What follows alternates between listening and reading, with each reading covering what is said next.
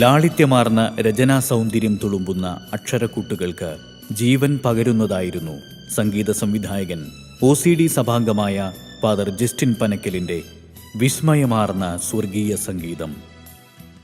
എനിക്ക് മാതാവ് ഉണ്ണീശോ കയ്യിലെടുത്ത് കൊണ്ടൊരു താരാട്ട് രൂപത്തിൽ മാതാവ് ഇങ്ങനെ പാടുന്നതായിട്ടും അങ്ങനെ കുഞ്ഞിനെ രസിപ്പിക്കുന്നതായിട്ടുള്ള ഒരു ചിന്ത എൻ്റെ മനസ്സിൽ വന്നു. നമുക്കിത് കിട്ടുമല്ലോ, ക്രിസ്മസ് കാർഡ്സ്. അപ്പോൾ അതിലിങ്ങനെ മാതാവ്, ഔസേപ്പിതാവ്, അതുപോലെ നാട്ടിടയന്മാർ, മാലാഖമാർ, അങ്ങനെ എല്ലാവരും കൂടി കുഞ്ഞിനെ പാടി രസിപ്പിക്കുന്ന വിധത്തിൽ എൻ്റെ മനസ്സിൽ കണ്ടുകൊണ്ടാണ് ഞാൻ ഈ പാട്ട് ചെയ്തത്.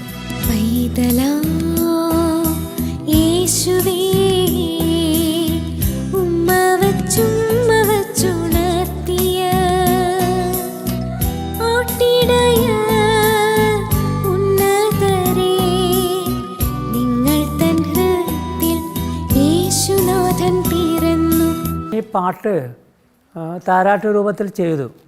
അതിനുശേഷം ഞാൻ വലിയൊരു മ്യൂസിക് ഡയറക്ടറിന്, സംഗീത സംവിധായകനെ ഞാൻ പാടി കേൾപ്പിച്ചു.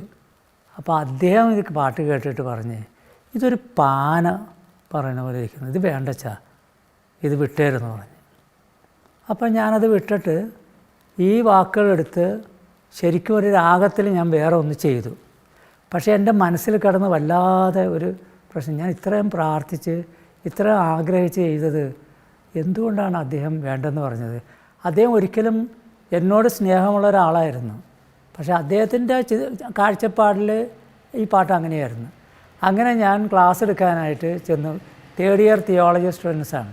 ക്ലാസ്സിലേക്ക് കയറിയപ്പോൾ സ്റ്റുഡൻസ് എന്നോട് ചോദിച്ചു, അച്ഛൻ്റെ മുഖത്തൊരു സന്തോഷമില്ല, സാധാരണ ഞാൻ ക്ലാസ്സിൽ ചെല്ലുമ്പോൾ വളരെ ചിരിച്ചും പുഞ്ചിരിച്ചും കൊണ്ടൊക്കെ കയറണത്. അപ്പം ഞാൻ പറഞ്ഞ്, ഞാനിങ്ങനെ ക്രിസ്മസിൻ്റെ ഒരു പാട്ട് ചെയ്ത്, പക്ഷേ ഞാൻ ഇന്ന മ്യൂസിക് ഡയറക്ടറിനെ കേൾപ്പിച്ചപ്പോൾ അദ്ദേഹം പറഞ്ഞു അത് കൊള്ളില്ലെന്ന് പറഞ്ഞ് അത് കളയുകയും ചെയ്ത്. പക്ഷേ എൻ്റെ മനസ്സിൽ കിടന്ന് വല്ലാത്തൊരു പ്രയാസം.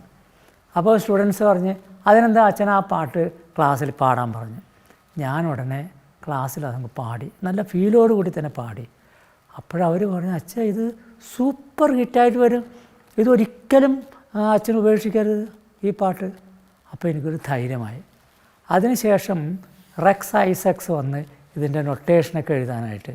അദ്ദേഹം എന്നോടൊന്നും പറഞ്ഞില്ല. പാട്ട് മുഴുവനും എഴുതിയതിന് ശേഷം അദ്ദേഹം വയലിനിൽ 2 പ്രാവശ്യം ഈ പാട്ട് മുഴുവനായിട്ട് വായിച്ചിട്ട് എന്നോട് പറഞ്ഞു, ഫാദർ, ഈ പാട്ടുണ്ടല്ലോ super super super hit.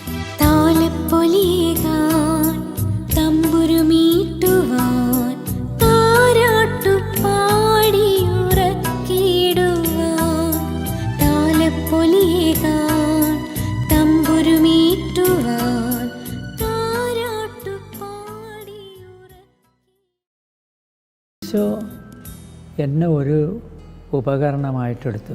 Isho തന്ന സംഗീതം അതാണ്. അല്ലാണ്ട് ഞാനിപ്പോഴും എനിക്കിതെങ്ങനെ ചെയ്യാൻ സാധിച്ചെന്ന് ചോദിച്ചാൽ ഞാൻ പറയും, ഞാൻ പ്രാർത്ഥിച്ച് ഈശോയുടെ പടം മുമ്പിൽ വെച്ച് ഹാർമോണിയം എടുത്ത് ചിലപ്പോൾ രാഗങ്ങൾ ഉപയോഗിച്ച് ഈശോ തന്നെ എനിക്ക് തന്നാണെന്നുള്ളതാണ്.